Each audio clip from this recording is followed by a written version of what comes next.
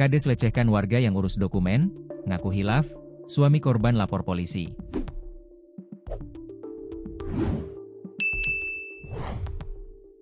Seorang kepala desa, Kades, mengakui perbuatannya melakukan pelecehan terhadap warganya sebagai bentuk hilaf. Oknum Kades tersebut diduga melecehkan warganya seorang perempuan yang mengurus dokumen ke kantor desa. Namun pada saat itu hanya Kades sendiri yang ada di kantor karena hari libur. Ironisnya situasi sepi di kantor itu malah dimanfaatkan oknum Kades untuk melecehkan warga. Alhasil si warga ketakutan hingga kabur meninggalkan kantor desa. Aksi Kades tersebut membuat suami wanita tidak terima hingga melapor ke polisi. Oknum Kades tersebut merupakan satu dari kepala desa di Kecamatan Mojo Agung, Kabupaten Jombang, Jawa Timur. Kini sang Kades mengaku siap hadapi proses hukum setelah dilaporkan ke polisi. Dikonfirmasi secara terpisah, Kades JP tidak menampik tuduhan yang dialamatkan kepadanya.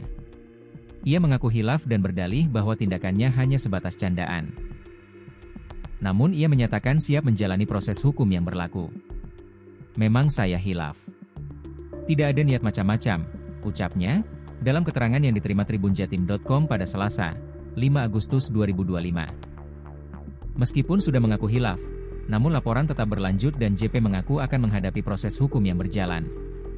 Tapi kalau sudah dilaporkan, ya saya hadapi, ungkap JP saat dikonfirmasi melalui sambungan seluler.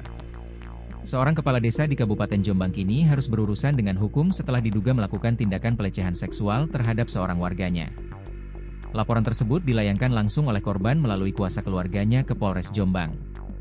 Peristiwa ini bermula pada Sabtu, 2 Agustus 2025, sekitar pukul 11 waktu Indonesia Barat SNA, 25, seorang perempuan asal Kecamatan Mojo Agung, mendatangi kantor desa tempatnya tinggal untuk mengurus dokumen administrasi milik adiknya. Karena bertepatan dengan hari libur, kantor desa saat itu hanya dihuni oleh sang kepala desa berinisial JP dan satu orang warga yang datang mengambil bantuan sosial.